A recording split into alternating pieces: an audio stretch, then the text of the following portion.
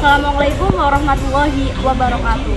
Perkenalkan, nama saya Naya Ismita Ramadhani, absen 21, dan di sebelah kanan saya Nanda Sakti Saskia Putri, absen 20. Saya Oleh Rahma Mandarani, absen 10. Dan saya Siti Faubina Samiti, absen 29. di sini kami akan mempresentasikan hasil presentasi fiber optik.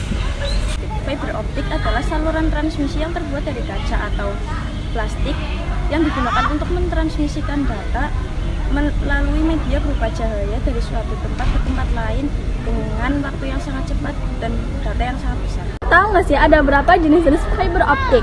Kabel serat optik terbagi atas 3 jenis, yaitu satu single mode. Serat optik single mode memiliki core yang kecil dan memiliki hanya satu jalur cahaya, yaitu berdiameter sekitar 0,00035 inch meter atau 9 mikron. Cahaya yang merambat secara paralel di tengah membuat terjadinya sedikit dispersi. 2. Multimode step index. Multimode fiber memiliki diameter core dan indeks bias relatif lebih besar daripada single mode fiber dan memungkinkan sejumlah besar cahaya melewatinya, yaitu berdiameter core 50 sampai 125 dan claddingnya 125 sampai 500. Mentransmisikan cahaya inframerah yang panjang gelombangnya 850 sampai 1300 nm dari lampu light emitting diodes atau LED. Yang ketiga yaitu multimode graded index. Pada jenis graded index ini mempunyai diameter core sekitar 30 sampai 60 dan claddingnya 100 sampai 150. Terdiri atas sejumlah lapisan gelas yang memiliki indeks bias yang berbeda. Indeks bias terdapat pada pusat core dan berangsur turun sampai ke batas core claddingnya. Struktur fiber optik. 1. Core inti kabel. Core berfungsi untuk menyalurkan cahaya dari satu ke ujung lainnya. 2. Cladding atau selubung.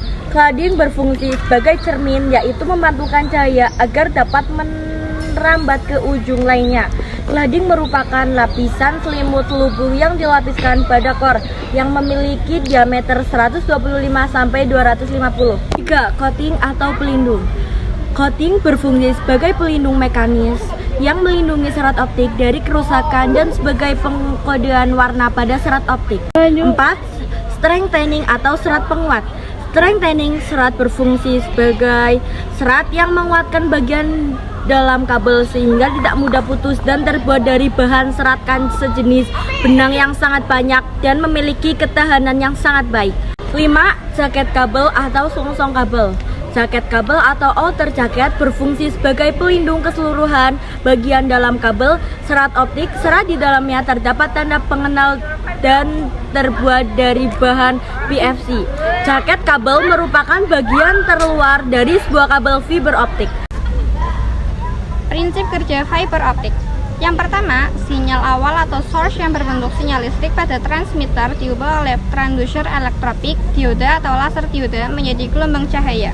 Yang kedua, gelombang cahaya selanjutnya ditransmisikan melalui kabel serat optik menuju penerima atau receiver yang terletak pada ujung lainnya dari serat optik. Yang ketiga, pada penerima atau receiver, sinyal optik ini diubah oleh transducer optoelektronik, foto atau diode menjadi sinyal elektris kembali. Kelebihan dan kekurangan fiber optik. Isyarat cahaya tidak terpengaruh oleh draw elektris maupun medan magnetis. Karena dalam serat tidak terdapat tenaga listrik, tidak akan terjadi ledakan maupun percikan api. Susutan sangat rendah sehingga memperkecil jumlah sambungan dan jumlah pengulang yang pada gilirannya akan menurunkan biaya. Adapun kekurangannya serat optik sebagai berikut. Karakteristik transmisi dapat berubah, bisa terjadi tekanan dari luar yang berlebihan.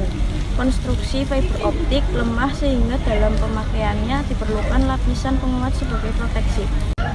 Ciri-ciri fiber optik. Yang pertama, kabel fiber optik sedikit rapuh dan rentan patah. Yang kedua, kabel fiber optik tidak akan patah di luarnya, tetapi yang patah inti dari kabel. Yang ketiga, kabel fiber optik memiliki lapisan yang sangat tipis dan kabel fiber optik menggunakan cahaya sebagai pengalir sinyal.